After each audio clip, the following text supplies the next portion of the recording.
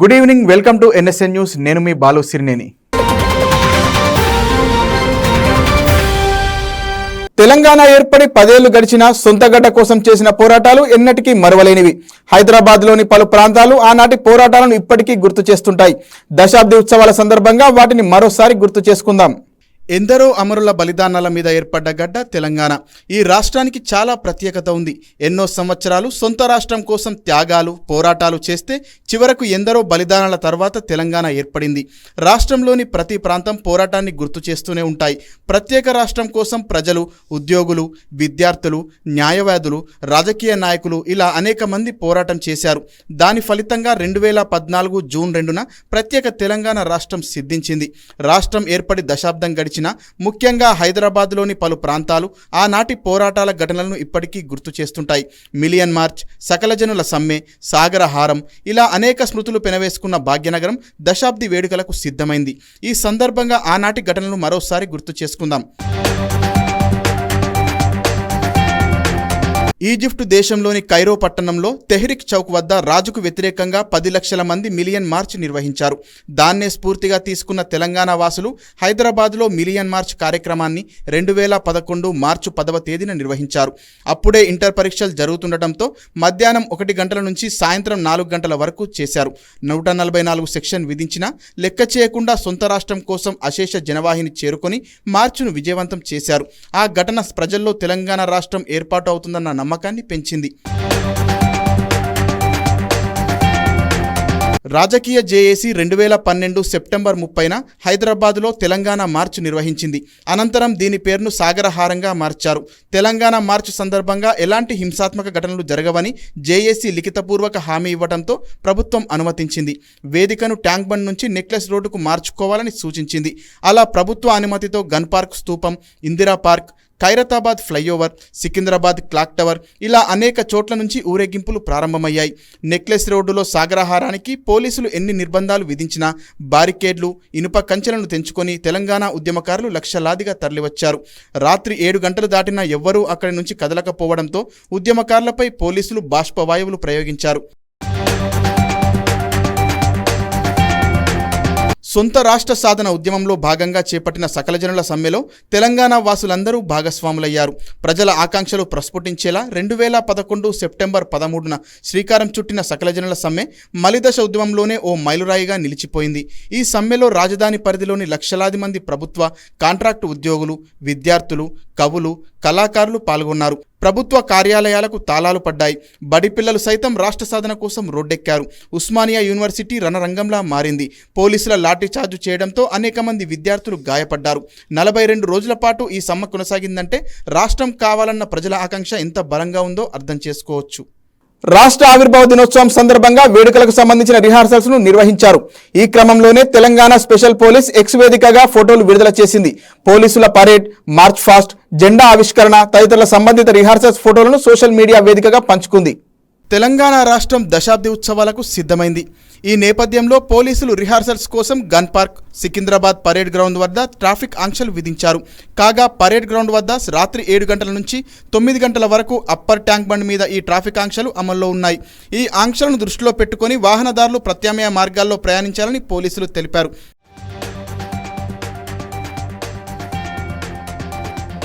కాగా ఆవిర్భావ వేడుకలను కాంగ్రెస్ అత్యంత వైభవంగా నిర్వహించనున్నారు.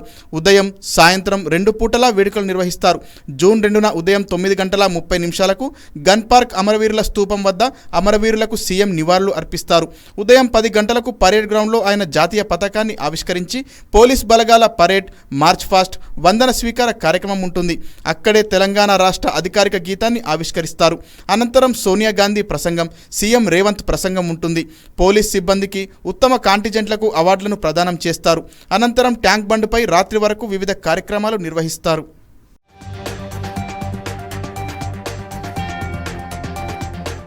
10వ తరగతి వరకు చదువు ఊళ్ళోనే. పై చదువులు చదవాలంటే నియోజకవర్గ కేంద్రానికో లేదో జిల్లా కేంద్రానికో వెళ్ళాలి. అలా వెళ్ళాలంటే రవాణా సౌకర్యం ఉండాలి. కానీ ఆ గ్రామానికి బస్సు రాదు. ఆటోలో వెళ్ళాలంటే రోజుకు 60 నుంచి 70 రూపాయల ఖర్చు.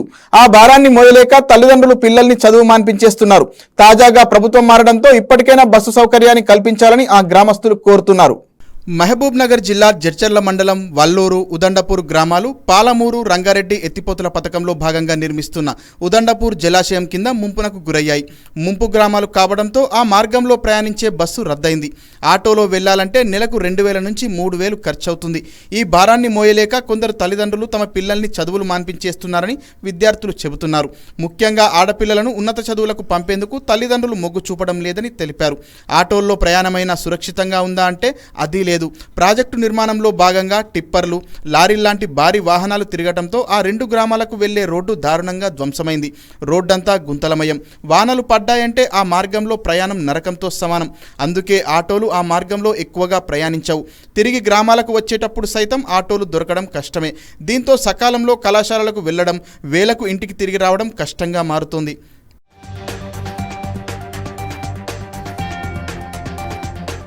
గతంలో బాదేపల్లి నుంచి బండపల్లి మీది వల్లూరు ఉదండాపూర్ మీదుగా తీగలపల్లి, కాకర్లపాడు, పత్తేపూర్, మైసమ్మ మీదుగా మహబూబ్ నగర్ వరకు బస్సు నడిచేది.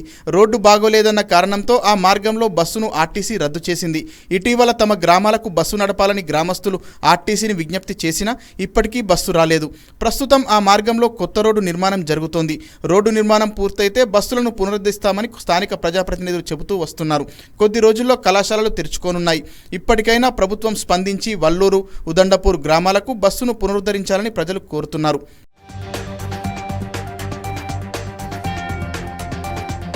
కేవలం విద్యార్థులు మాత్రమే కాదు, ఉపాధి కోసం నిత్యం వందల మంది వల్లూరు ఉదండపూర్ నుంచి జడ్చర్ల, మహబూబ్ నగర్ సహా పోలేపల్లి, హైదరాబాద్ లాంటి ప్రాంతాలకు వెళ్తుంటారు. పొలాలన్నీ ముంపులో పోయాయి. ఊళ్ళో ఉపాధి లేదు.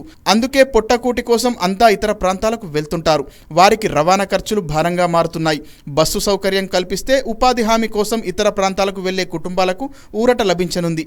దీనిపై ప్రభుత్వం వెంటనే స్పందించాలని వారు కోరుతున్నారు.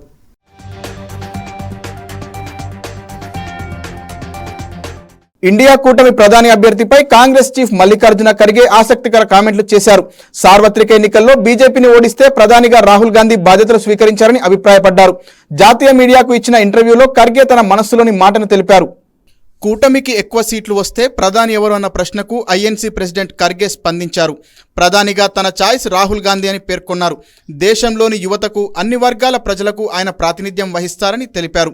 ఇదిలా ఉండగా తాను కూడా ప్రధాని అభ్యర్థిగా ఉండవచ్చనే ఊహాగానాలను ఖర్గే కొట్టిపారేశారు. తన పేరును తానే ఎలా ప్రతిపాదించుకోగలనని ప్రశ్నించారు. కూటమిలోని ఇతర పార్టీలు తనను ప్రధాని అభ్యర్థిగా ఊహించుకున్నారేమో అని స్పష్టం చేశారు. అయితే ప్రధాని అభ్యర్థి ఎవరనేది ఎన్నికల తర్వాతే నిర్ణయిస్తామన్నారు. ప్రియాంక గాంధీ ఎన్నికల అరంగేట్రంపై ఖర్గే స్పందించారు. లోక్సభ ఎన్నికల బరిధిలో ప్రియాంక పోటీ చేయాలని తాను కోరుకున్నట్లు తెలిపారు. దేశవ్యాప్తంగా ఎన్నికల ప్రచారంలో రాహుల్ గాంధీ మునిగిపోయాడని గుర్తు చేశారు. రాహుల్ తరపున ప్రచారానికి అవసరమని, అందుకే ప్రియాంక ఈసారి ఎన్నికల్లో పోటీ చేయలేదన్నారు. కాంగ్రెస్ కంచుకోట అయిన రాంబరేలీ నుంచి ప్రియాంకను పోటీ చేయాల్సిందిగా గతంలో తాను కోరినట్టు తెలిపారు. మరోవైపు ఇండియా కూటమి నేతలు శనివారం సమావేశం కానున్నారు. కూటమి సభ్యులతో సమన్వయంపై దృష్టి సారించేందుకు భేటీ కానున్నట్లు ఖర్గే తెలిపారు. ఎన్నికల్లో కాంగ్రెస్ ఓడిపోతే తనను చీఫ్ పదవి నుంచి తప్పించనున్నట్లు వస్తున్న వార్తలు హాస్యాస్పదమని ఖర్గే అన్నారు. ఈసారి ఎన్నికల్లో బీజేపీ ఓడిపోవడం ఖాయమన్నారు. తెలంగాణ రాష్ట్ర దశాబ్ది ఉత్సవాల ముగింపు వేడుకల్లో భాగంగా బీఆర్ఎస్ ప్రత్యేకంగా ఛాయాచిత్ర ప్రదర్శన ఏర్పాటు చేయనుంది. హైదరాబాద్ బంజారాహిల్స్ లోని కళింగ భవన్ లో ఉద్యమం అయోధ్య పేరుట ఈ ఎగ్జిబిషన్ జూన్ 2న నిర్వహించనున్నారు. తెలంగాణ ఉద్యమానికి సంబంధించిన ఫోటోలతో పాటు కేసీఆర్ హయాంలో జరిగిన అభివృద్ధి, సంక్షేమ కార్యక్రమాలకు సంబంధించిన చిత్రాలను ఇందులో ప్రదర్శించనున్నారు. ఎవరి దగ్గరైనా ఫోటోలు ఉంటే పంపాలని బీఆర్ఎస్ కోరింది. 14 ఏళ్ల పోరాటంలో కేసీఆర్ కు సంబంధించిన ఆయా ప్రాంతాల్లో జరిగిన ఉద్యమ సంఘటనలకు చెందిన చిత్రాలు ఉంటే 9011966666 వాట్సాప్ నెంబర్కు పంపాలని బీఆర్ఎస్ నేత కర్నె ప్రభాకర్ తెలిపారు. వారిని జూన్ 2న ప్రదర్శనలో ఉంచనున్నట్లు ఆయన పేర్కొన్నారు. ఏపీ అప్పులపై బీజేపీ చీఫ్ పురంధరేశ్వరి ఫోకస్ పెట్టారు. అసలు రాష్ట్రంలో ఎన్ని అప్పులు ఉన్నాయో తెలుసుకోవాలని అనుకున్నారు. ఈ మేరకు ఏపీ గవర్నర్ ఎస్ అబ్దుల్ నజీర్తో భేటీ అయ్యారు. 11 మందితో కూడిన బీజేపీ నేతల బృందం శుక్రవారం గవర్నర్ కలిశారు. మొత్తం 13 అంశాలపై గవర్నర్కు వినతి పత్రం అందజేశారు. రాష్ట్ర ఆర్థిక పరిస్థితికి సంబంధించిన వివరాలను ప్రకటించాలని లేఖలో కోరారు. ఆర్బీఐ లిస్టు ప్రకారం రాష్ట్ర ప్రభుత్వం తెచ్చిన మొత్తం అప్పుల వివరాలు ఇవ్వాలని విజ్ఞప్తి చేశారు. అలాగే కాంట్రాక్టర్లకు ఇవ్వాల్సిన బకాయిల వివరాలను సైతం వెల్లడించాలని లేఖలో గవర్నర్ను పురంధరేశ్వరి కోరారు.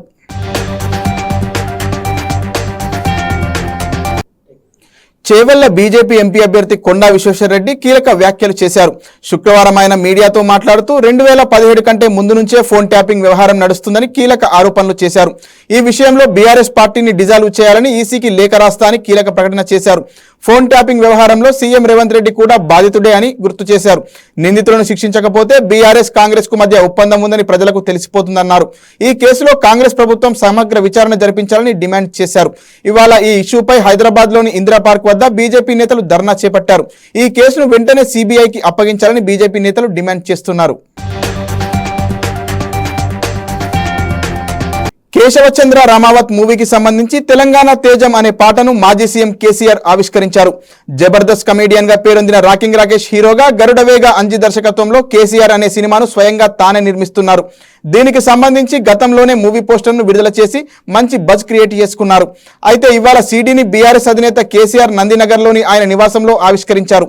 ఈ కార్యక్రమంలో ఉద్యమకారుడు దేశపతి శ్రీనివాస్, రాకింగ్ రాకేష్, జోర్దార్ సుజాత, రచయిత సంజయ్ మహేష్, సింగర్ విహా తదితరులు పాల్గొన్నారు.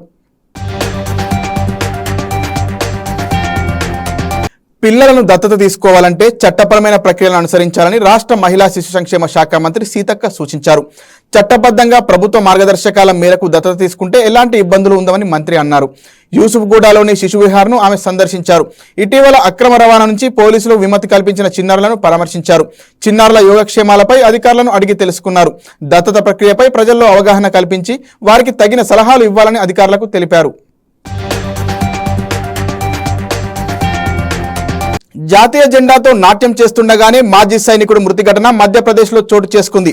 మధ్యప్రదేశ్లోని ఇండోర్కు చెందిన రిటైర్డ్ సైనికుడు బల్విందర్ దేశభక్తి గీతానికి నాట్యం చేస్తుండగా మధ్యలోనే ఆయనకు గుండెపోటు రావడంతో ఒక్కసారిగా కుప్పకూలిపోయాడు. దీనిని అక్కడున్న వారు ఎవరూ గమనించకపోగా పాటలో భాగంగా పడిపోయారు అనుకున్నారు. పాట పూర్తయినప్పటికీ ఆయనలో చలనం లేకపోవడంతో వెంటనే ఆసుపత్రికి తరలించగా మార్గ మధ్యలోనే ఆయన చనిపోయినట్లు వైద్యులు తెలిపారు.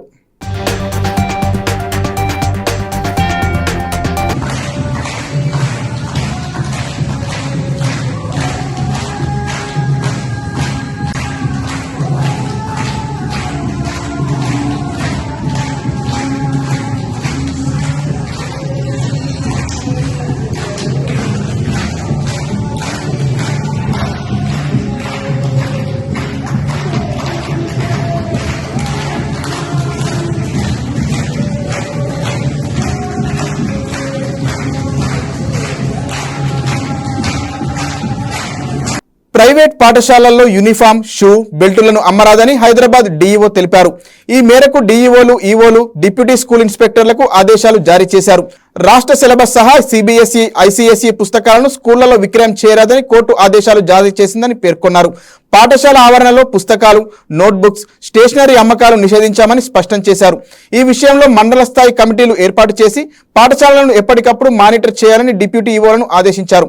నిబంధనలను పాటించని పాఠశాలలను గుర్తించి తమ దృష్టికి తీసుకురావాలని ఆదేశించారు. మరిన్ని వార్తలతో మళ్ళీ కలుద్దాం. నమస్కారం.